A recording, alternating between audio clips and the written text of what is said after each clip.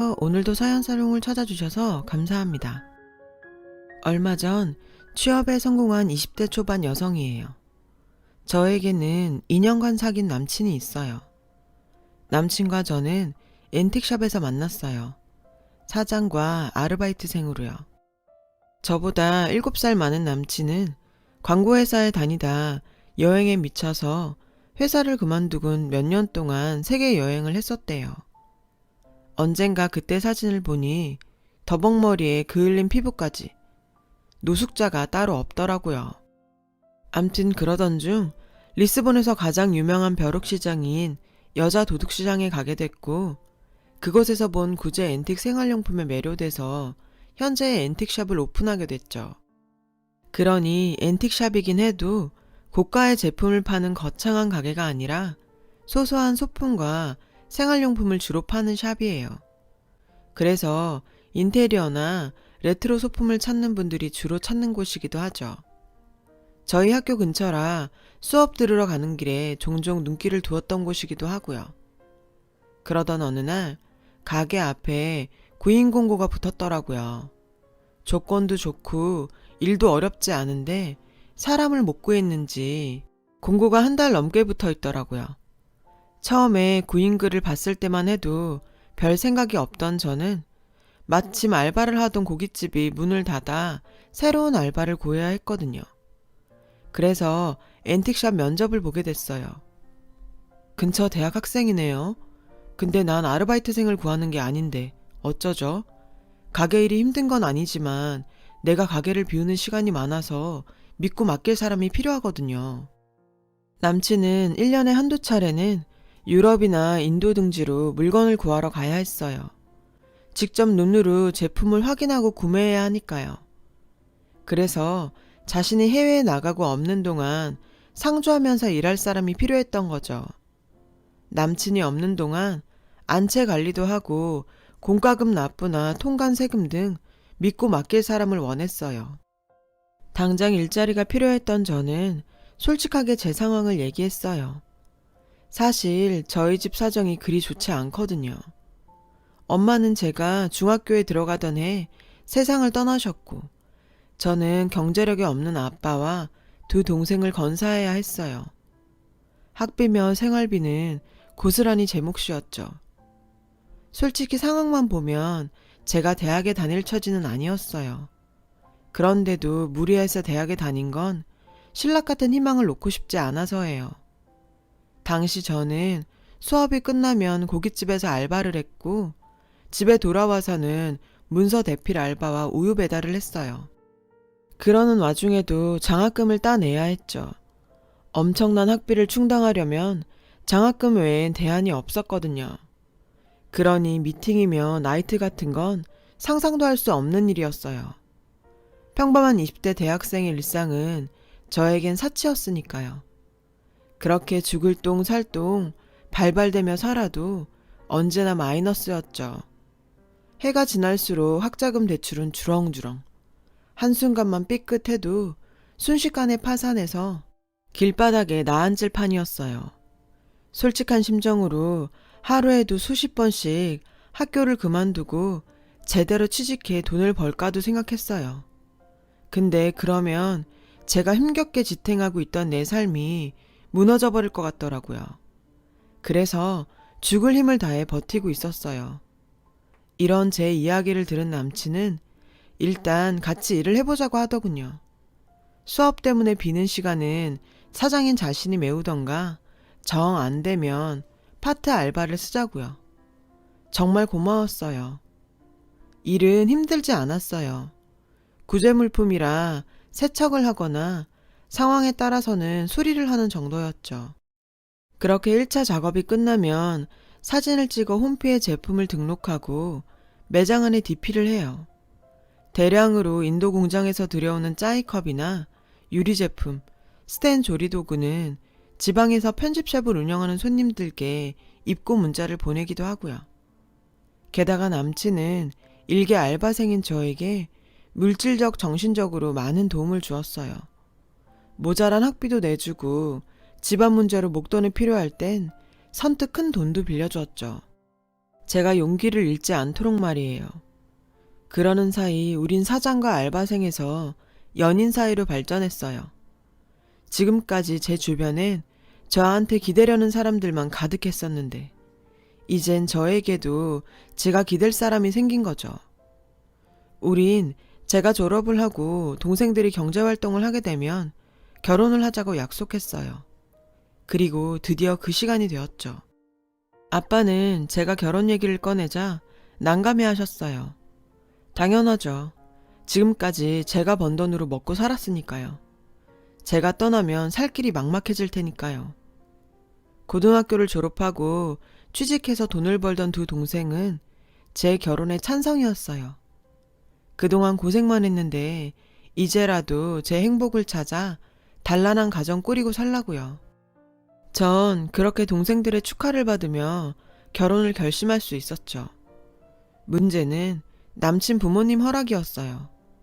솔직히 제가 혼수도 변변히 해갈 형편도 아니었고 결혼 후에도 친정을 나몰라라 할 수 있는 상황이 아니었으니까요. 그래서 잔뜩 긴장한 채 남친 집을 찾았죠. 아버님은 온화한 분이셨어요. 제가 고학생 신분으로 대학을 졸업해서 번듯한 직장에 취직했다고 하자 기특해 하시며 몇 번이나 칭찬해 주셨죠. 그런데 예비 시어머니는 그 반대셨어요.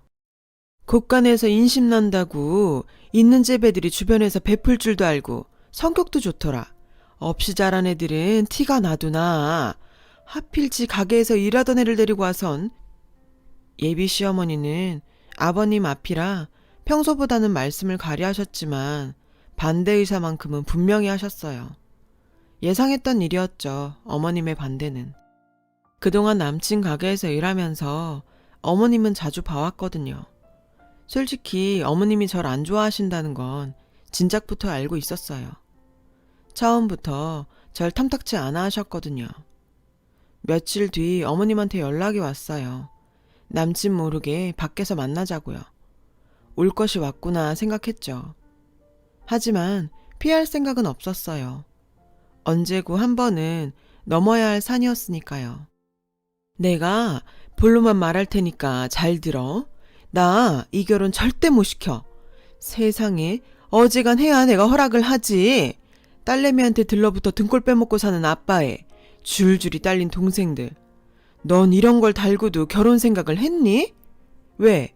순진한 내 아들 꿰어서 그지 같은 네 팔자 덤탱이 씌우려고? 그래, 100번 양보해서 그딴 것들 다 이해한다 쳐. 근데 세상에 너 남편 잡아먹을 사주더라. 기가 얼마나 센지 너랑 엮이는 남자들은 죄다 황천길 행이야.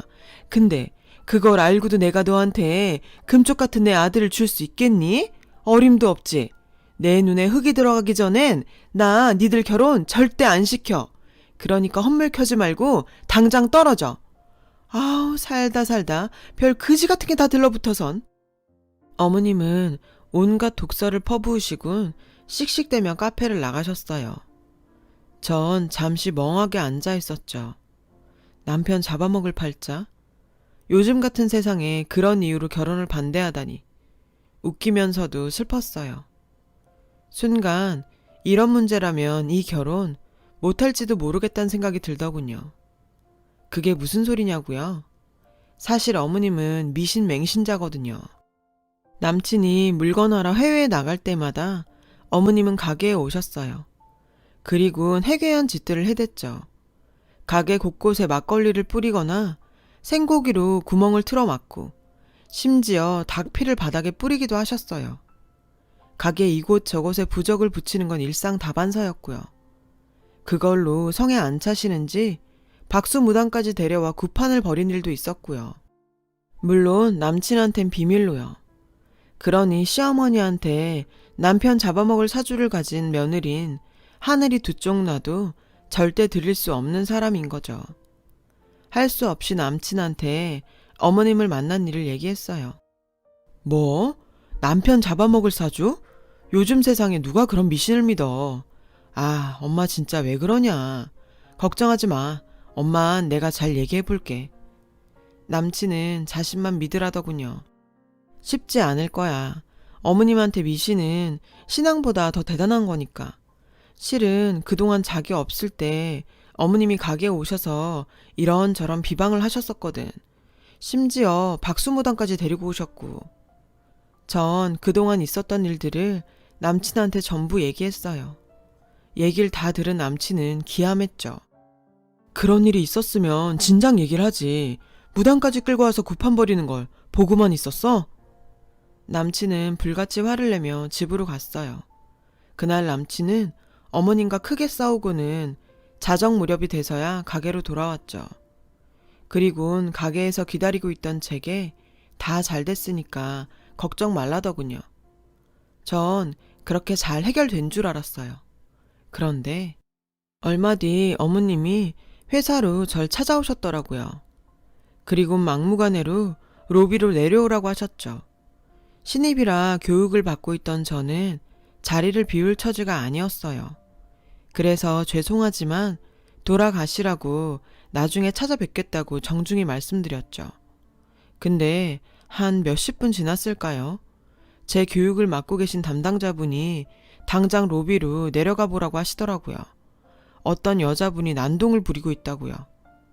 순간 눈앞이 캄캄했어요. 해괴한 짓거리도 서슴지 않는 분이라 이번엔 또 어떤 일을 벌일지 걱정이 한가득이었죠. 로비까지 가는 내내 어찌나 다리가 후들거리던지.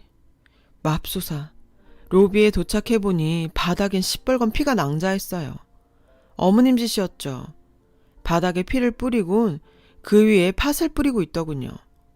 보안과 직원들은 어머님을 붙잡아 밖으로 끌어내고 있었어요. 어머님은 안 나가려 버티며 고래고래 소리를 지르고 있었고요. 나와서 내 아들한테 찰싹 들러붙어서 피 빨아먹고 사는 거머리 같은 년아. 나와! 악을 쓰는 어머님을 보자 쥐구멍에라도 숨고 싶은 심정이었어요. 앞으로 회사 생활을 어떻게 해야 하나 걱정도 되고 이런 일이 계속 벌어질 거라 생각하니 아찔했어요. 절 보자 어머님은 먹잇감을 포착한 하이에나처럼 달려들어 제 머리채를 잡았어요. 너 잘 만났다. 가진 거라고 몸뚱이 하나뿐인 주제 감히 내 아들을 넘봐? 사주도 더럽게 타고난 년이 내 아들까지 잡아먹으려고? 당장 떨어져라 이년아. 내 아들한테서 떨어져. 다행히 보안과 직원들이 달려들어 어머님을 제게서 떼어냈지만 전 이미 만신창이가 된 후였죠. 너무 창피하고 무섭고 억울해서 참다 못해 남친한테 전화를 걸었어요. 자기야, 당장 와줘. 당신 어머니가 우리 회사에서 난동을 부리고 계신다고. 잠시 뒤 남친이 달려왔어요. 그 사이 많이 진정된 어머님을 남친을 보자 자리를 박차고 도망을 치셨죠. 청소하시는 이모님들만 남아 어머님이 바닥에 뿌리신 피를 힘겹게 닦아내고 있었고요. 자기야, 이거 보여? 어머님이 뿌리신 닭피야. 조금 전까지도 내 머리채 잡고 남편 잡아먹으려니라고 욕을 퍼붓고 계셨다고. 나 이렇게는 못 살아. 아무리 자기를 사랑한다지만 이렇게는 못 산다고. 저는 주저앉아 엉엉 울었어요. 남친은 말을 잇지 못하더군요. 자기 엄마가 저지른 몰상식한 짓거리에 자기가 할 말을 잃은 거죠. 몰랐겠죠. 자신의 엄마가 어떤 사람인지를. 남들한테는 별 모진 짓을 다 해도 자기 자식 앞에선 세상 좋은 부모로 살아왔을 테니까요. 그 사이에서 저만 죽어나는 거였죠. 그날 밤 우린 남친 집에 찾아갔어요. 그리고 그날 있었던 일을 아버님께 말씀드렸죠. 아버님은 어머님을 끌고 나와 제 앞에서 각서를 쓰게 하셨어요. 앞으로는 절 괴롭히지 않는 것은 물론 회사에 찾아가지 않겠다는 내용이었죠. 아버님 기세에 눌려 그런가 어머님은 꼬랑지 내린 강아지처럼 순순히 각서에 도장을 찍으셨어요. 미안하다고 사과도 하셨고요. 그렇게 그날 일은 일단락이 났고 얼마간은 잠잠했어요. 어머님도 이번 일로 많이 달라지신 것 같았죠. 하지만 그건 제 착각이었어요. 얼마 뒤 그게 끝이 아니라는 걸 알게 된 사건이 벌어졌거든요. 회사 일 때문에 한동안 바빴던 저는 오랜만에 남친 가게에 들렀어요. 놀래켜줄 생각에 연락 없이 갔더니 마침 남친은 가게에 없더라고요. 처음 보는 여자 혼자 가게를 지키고 있었죠. 새로운 직원인가 싶어 사장님은 어디 갔냐고 물었어요. 그러자 여자는 되려 누구냐고 묻더군요. 약혼자라고 했더니 글쎄 피식 웃는 거 있죠. 그러더니 자기는 어머님 소개로 남친과 소개팅을 하러 왔다는 거예요. 마침 그때 안채에서 어머님이 나왔어요. 절 보자 회심의 미소를 지으면서요. 그 모습이 아무래도 의심스러웠죠. 어머님, 이게 무슨 소리예요? 소개팅이라뇨. 무슨 소리긴? 내가 말하지 않았니? 너랑은 절대 결혼 못 시킨다고. 그러니까 헛꿈 꾸지 말고 꺼져. 기가 막혔어요. 그런데 어머님이랑 마주보며 킬킬거리는 여자의 얼굴이 낯설지 않은 거예요. 이목구비랑 웃는 모습이 딱 어머님이었죠. 근데 두 분 많이 닮으셨네요. 꼭 모녀처럼. 제 말에 어머님은 사색이 되어선 여자를 데리고 밖으로 나갔어요. 그리곤 서둘러 돌려보내더라고요. 이상했어요. 제 말에 놀라는 것도 그렇고 평소 같으면 눈에 쌍심지를 켜고 따졌을 어머님이 순순히 여자를 데리고 밖으로 나간 것도요. 아무래도 어머님이 계략을 꾸미는 것 같았죠. 그래서 주말마다 어머님을 미행했어요. 미신에 빠져 사는 어머님답게 매주 무당집을 찾으시더군요. 그런데 전 거기서 보지 말아야 할 것들을 보고야 말았어요. 겁이 났죠. 제가 알게 된 사실을 남친한테 알리면 엄청난 후폭풍이 밀려올 테니까요. 그렇다고 모른 척할 수도 없었어요. 그래서 남친과 예비시댁을 찾았죠. 아버님 앞에서 모든 일을 밝히려고요. 그렇게 절 못 잡아먹어서 안달이던 어머님은 아버님 앞이라 나긋나긋하게 절 대하시더군요. 게다가 제가 온다고 한 상 가득 차려놓으셨고요. 밥부터 먹자는 아버님 말씀에 전 먼저 제 얘기를 들어주십사 부탁했어요. 그리곤 그동안 어머님을 미행하면서 찍어두었던 사진들을 아버님께 드렸죠. 솔직히 고민 많이 했어요. 그래도 알 건 아셔야 할 것 같아서요. 사진에는 어머님이 무당집을 드나드는 모습과 박수무당과 장을 보고 모텔로 들어가는 모습이 찍혀 있었죠. 사진을 보자 얼굴이 벌개진 아버님은 그 사진을 냅다 어머님 얼굴에 집어 던지셨어요. 아버님은 죽일 듯 노려보며 소리치셨죠. 이 여편네야, 이게 무슨 짓이야? 그제야 사진을 본 어머님은 사색이 됐어요. 허겁지겁 바닥에 흩어진 사진을 주우며 오해라며 용한 무당이라 자주 찾긴 했지만 당신이 생각하는 그런 사이는 절대 아니라고 부인했죠. 이 영악한 년이 내가 지들 결혼 반대한다고 날 모략하는 거예요. 여보, 내 말 좀 믿어줘요. 30년 넘게 한 입을 덮고 산 사람이 날 그렇게 몰라요? 당신 돈 번다고 7년이나 사우디 나가 있을 때 나 혼자 애 키우고 살면서도 힘든 내색 한 번 안 했어요. 그런데 날 어떻게 박수무덩이랑 엮어? 그래서 정말. 어머님은 눈물까지 흘려가며 연극을 하더라고요. 그 눈물에 아버님이 살짝 흔들리는 것 같았어요. 그러자 어머님은 이때다 싶었는지 절 공격하시더라고요. 너 이러는 거 아니다.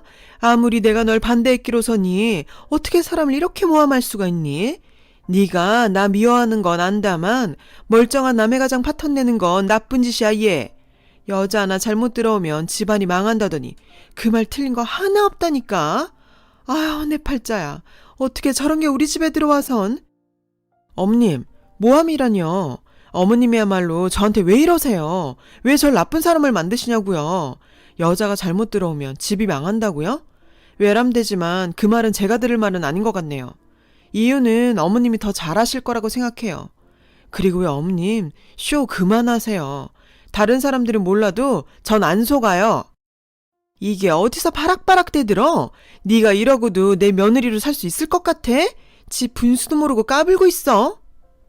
어머님은 목에 핏대를 세우곤 죽일 듯 절 노려보며 말했어요. 어찌나 기세 등등하시던지 누가 보면 오히려 제가 죄 지은 사람인 줄 알겠더라니까요. 그렇다고 이렇게 밀릴 순 없었어요. 그동안 당한 게 너무 억울했으니까요. 저요, 어머님 며느리 안 하면 그만이에요. 솔직히 조용히 헤어질까도 생각했어요. 저만 입 다물고 사라지면 될 일이었다면 그랬을 거예요. 근데요, 제가 그런다고 어머님이 악행이 끝이 날까요? 모르긴 해도 어머님은 상현 씨가 데려오는 며느리감이 성에 안 차면 언제고 저한테 했던 것처럼 괴롭힐 뿐이에요. 그래서 안 되겠더라고요. 어머님 때문에 상처받는 건 결국 어머님 아들 상현 씨일 테니까요. 전 제가 사랑하는 남자가 더 이상 고통받는 건 볼 수 없어요. 모함이라고 하시니 이번에야말로 더 확실한 증거를 보여드려야겠네요. 더 이상 어머님이 아버님과 상현 씨를 기망하지 못하게요. 그리고 이거 한 가지만 알아두세요. 여자가 잘못 들어와서 집안이 망하는 게 아니에요. 잘못을 저지른 사람 때문에 집이 망하는 거지. 어머님처럼요. 나머지 일은 가족들끼리 해결하시는 게 좋겠네요. 상현 씨, 상황 정리되면 연락해. 저는 아버님께 녹음기를 전해드리고는 그 집을 나왔어요. 제가 집을 나오고 얼마 안 돼 상을 뒤엎는 소리가 밖에까지 들리더군요. 어머님 비명소리도요. 얼마 뒤 남친한테 연락이 왔어요. 아버님은 어머님과 이혼 소송 중이시고 박수한테는 위자료를 청구하셨대요. 그날 아버님께 드린 녹음기에는 어머님과 박수무당의 대화가 들어있었거든요. 둘 사이는 오래된 내연관계로 그동안 어머님은 아버님 몰래 두 집 살림을 해오셨더라고요. 둘 사이엔 자식도 있는데 그게 바로 전에 남친 가게에서 본 소개팅녀였죠. 절 떼어내려고 맞선 여인 척 데려왔다가 제가 모녀 사이인 걸 눈치채자 얼른 돌려보낸 거였어요. 아무리 그래도 이부 동생을 오빠 맞선녀로 데려오다니 정말 엽기적이지 않나요? 아버님이 한국을 떠나 계셨던 7년 동안 어머님은 남친을 친정집에 맡겨두고 박수와 동거하며 애까지 뵀던 거예요. 솔직히 엄청난 일이기에 덮어둘까도 생각했었어요. 한 집안을 풍비박산 내는 일이니까요. 하지만 남친은 제 인생에서 처음으로 버팀목이 되어준 사람이었기에 은혜를 갚고 싶었거든요. 이번 일로 남친과 이별을 한다 해도요. 아무리 좋은 뜻에서 벌린 일이라고는 하지만 자기 부모님의 치부를 들춘 여자를 전처럼 사랑할 수 있겠어요? 솔직히 저라도 그건 힘들 것 같아요. 제 예상대로 남친은 잠시 시간을 갖자더군요. 저도 그러자고 했어요. 아마 우린 이렇게 이별을 하게 되겠죠. 그렇다고 해도 전 후회는 없어요. 언젠가 남친도 제 마음을 알아줄 거라 믿으니까요. 이래저래 복잡한 제 마음 들어주셔서 감사합니다. 들어주신 분들 행복하시고 항상 건강하시길 바래요. 여러분, 사연 댓글에 응원과 현명한 조언 부탁드려요. 좋아요와 구독은 저에게 큰 힘이 됩니다. 오늘도 좋은 일 가득하세요.